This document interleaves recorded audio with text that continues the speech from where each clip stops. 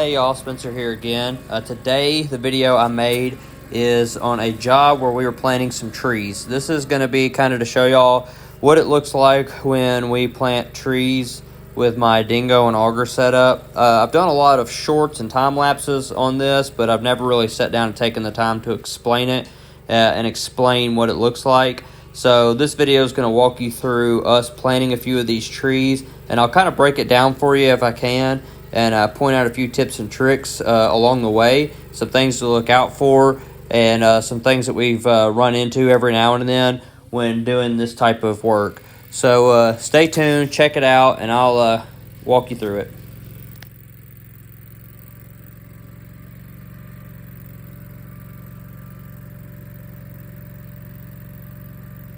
So this job here involves a customer who wanted us to plant 4 trees for her. 2 of these trees are going to be pin oaks, and 2 of the trees are going to be sugar maples. I believe these were 2-inch caliber trees on this job, and they're referred to as B&B trees. So the reason they're referred to as B&B trees means ball and burlap, and that just refers to the way that the tree comes, and the way that the root ball is set up. So generally you buy trees that are either in pots or what they'll be called as B&B. And when they're in pots, they're referred to by the gallon size, or sometimes referred to as a number. So you'll hear them as a number 7 or a 7-gallon pot, a number 10 or a 10-gallon pot, or a number 15 or 15-gallon pot. So around Middle Tennessee, generally what happens is when a tree grows bigger than what will fit in a 15-gallon pot, we'll pick it up as a B&B. So the root ball is dug out of the field, it's wrapped in a burlap sack, tied up with some sort of twine around the trunk, and it is packaged in a wire basket. The basket usually has handles on it so that you can lift the tree, manipulate the tree, move the tree without that root ball falling apart. And then sometimes they will tie that basket with the twine as well, just to keep everything nice and tight and intact. So at the beginning of the video, y'all saw that we were using the Dingo with pallet forks to more or less scoop these trees off the back of that dump trailer and set them around the yard. At the lightest, these ball and burlap trees are usually several hundred pounds, and range up from there pretty significantly depending on what type of tree and what size tree you buy. We were actually kind of fortunate and kind of surprised on these trees that, to be the size they were, these root balls were a little bit smaller than we expected. We're not doing a whole lot of complaining about that. I'm just saying we were a little surprised because these were kind of on the small end for what we're used to planting. So generally, you don't want to get your truck and trailer in a customer's yard if you can avoid it and having to move it around to where these different trees would go. So it helps to have some way to be able to move these trees without putting too much strain on yourself. So a lot of people will use what they call a tree dolly, and this definitely helps to cart these trees around, but we are fortunate enough to have this Dingo with pallet forks on it, and that helps us save our back a lot.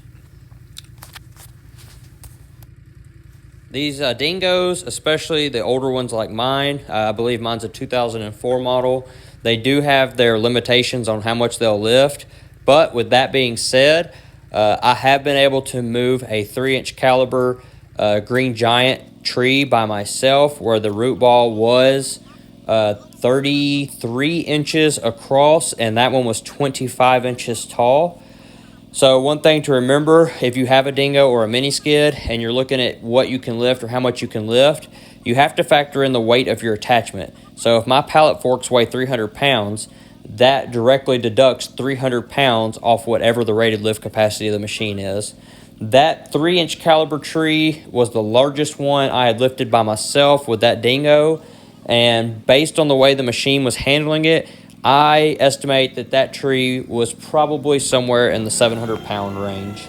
But nonetheless, it did it, and we didn't have to move it by hand, so I'm not going to complain about that.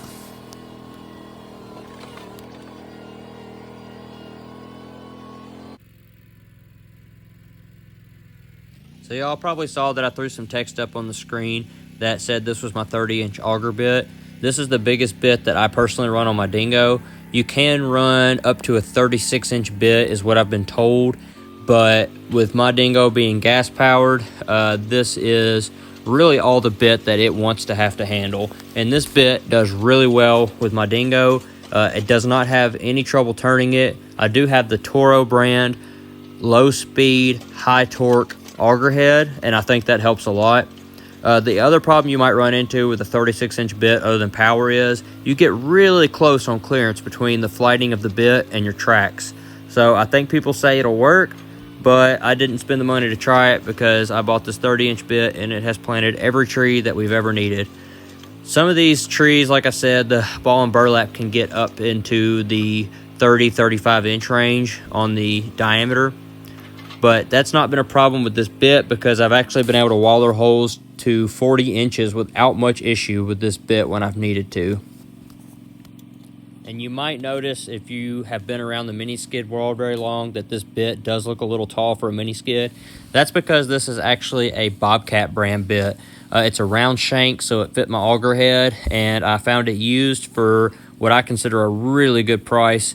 I picked it up and sold my Toro 30-inch auger bit that I had because this one had more flighting on it, and it was a little taller for planting these trees. So it actually helped to evacuate the dirt a whole lot better than that Toro did because I believe it has one more full run of flighting on it. And when I say flighting, I'm just referring to the metal that comes up in the circular pattern around the shank there. That's what the flighting of a bit is.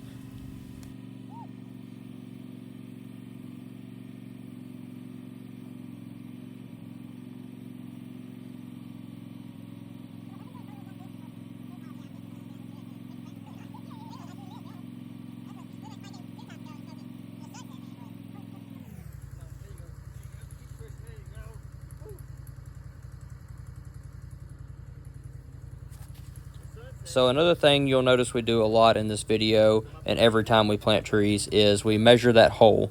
So what we do is you will take that shovel and lay it across the hole when you think you're getting pretty close to the right depth and measure from the center of your hole up to the handle of that shovel.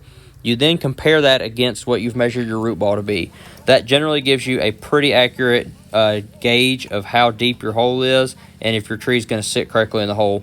Something I was taught pretty early on is you don't want to over dig these tree holes. So if you over dig a tree hole and then have to end up filling it back in with some of that loose dirt, what will happen is that tree can settle on that loose dirt over time, and that's going to result in your tree being deeper in the ground than you had hoped for. We always aim to plant these trees at ground level or even a little proud, which means you leave the root ball above the ground a little bit if you can. That's where a lot of these trees tend to be happy at. All right, so I'm going to end with the two questions I get asked the absolute most about tree planting. First question is, people say, what do you do with the burlap and the wire basket around the roots? So we leave them. That's the answer. We cut the twine off and remove the roping, and then we will pull that burlap back to the edge of the basket, but we otherwise leave it in place. So it is absolutely fine to leave that burlap and wire basket around the root ball. The burlap will degrade over time, and that basket's not going to interfere with the growth of the tree. The second question we get asked is, why do y'all throw that black pipe in the ground when you're planting these trees? So the answer to that is, it allows the customers to water the tree at the very bottom where the roots are. This allows the roots to grow down into the ground. Otherwise, if you're just watering at surface level, the roots are going to want to grow to the top to get that water, and it's going to make the tree less stable over time. If y'all have any other questions about what we did in this video, tree planting in general, or my Dingo and auger setup, feel free to throw it in the comments, and please subscribe and check out the channel.